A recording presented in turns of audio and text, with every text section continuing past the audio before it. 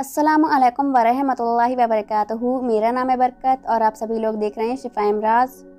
नाजरीन, आज की इस वीडियो में हम आप सभी लोगों को बकरी के गोश्त के फ़वाइद बताएंगे और उसके साथ साथ उसके नुकसान भी बताएंगे। लेकिन उससे पहले अगर आप हमारे चैनल पर नए हैं तो चैनल को सब्सक्राइब करें और वीडियो पसंद आए तो उसे लाइक और शेयर ज़रूर करें। चलिए बढ़ते हैं वीडियो की जानिब। बकरी का गोश्त गर्म तर और ताकत बख्श होता है और खून पैदा करता है।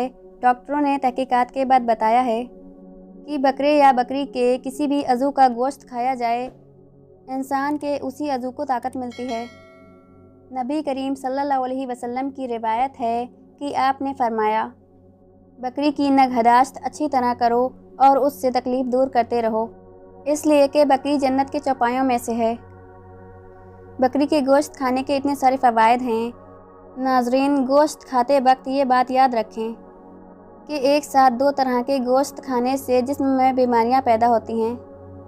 मटन, चिकन और मछली एक साथ नहीं खाने चाहिए क्योंकि सभी जानवरों के गोश्त का मिजाज एक दूसरे से मुख्तलिफ होता है और उसे हज़म करने के लिए मैदे को परेशानी का सामना करना पड़ता है।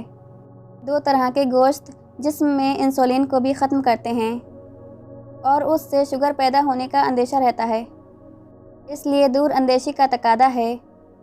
एक वक्त में एक ही गोश्त इस्तेमाल करें। इसमें कोई शक नहीं कि तमाम बीमारियां मैदे से पैदा होती हैं और मैदा ज़बान की चटखानों की वजह से ख़राब होता है, इसलिए आप सभी लोग ऐसी गलती कभी मत करिएगा। अगर आप सभी लोगों को ये वीडियो अच्छी लगी हो तो वीडियो को लाइक और शेयर ज़रूर करें और चैनल को सब्सक्राइब करना ना भूलें।